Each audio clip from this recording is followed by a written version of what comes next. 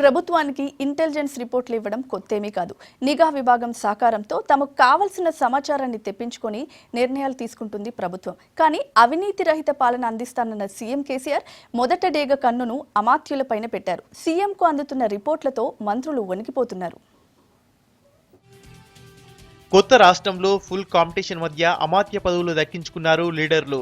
ఎలాగో అలా క్యాబినెట్ లో బెర్తు దక్కినా ఆ ఆనందం మంత్రుల్లో కనిపించడం లేదు.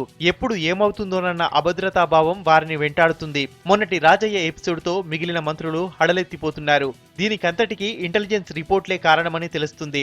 మంత్రులతో పాటు ఎమ్మెల్యేలపై ప్రభుత్వం ఓ కన్నేసి ఉంచినట్లు సమాచారం. వారి పనితీరు, వ్యవహారాలపై ఎప్పటికప్పుడు ప్రభుత్వానికి ఇంటెలిజెన్స్ రిపోర్ట్ అందుతుందనే సమాచారంతో మంత్రులు ఆచితూచి అడుగులేస్తున్నారు.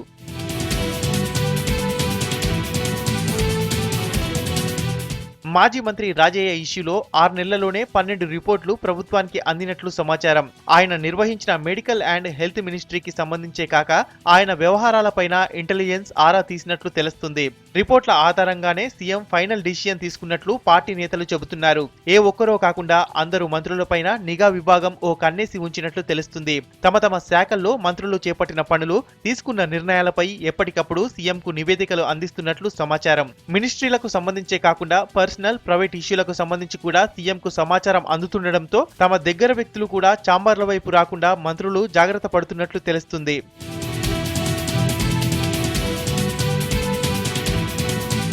ఎంత గోప్యంగా పని కానిచ్చేసినా సమీక్షల్లో సీఎం వాటిని ప్రస్తావిస్తుండటంతో తమపై నిఘా ఉందని గుర్తించి హడలెత్తిపోతున్నారు అమాత్యులు. ప్రత్యక్షంగానో పరోక్షంగానో సంబంధం ఉన్న అన్నిటిపైన ప్రభుత్వానికి రిపోర్ట్లు అందడంతో ఇబ్బందిగా ఫీల్ అవుతున్నారు. అవినీతిని సహించేది లేదని సీఎం కేసీఆర్ గతంలో ఎన్నిసార్లు ప్రకటించినా లైట్ తీసుకున్న లీడర్లు రాజయ్య ఇష్యూలో కఠినంగా వ్యవహరించడంతో ఎప్పుడు ఏ ఉపద్రవం ముంచుకొస్తుందోనని జాగ్రత్తగా వ్యవహరిస్తున్నారు.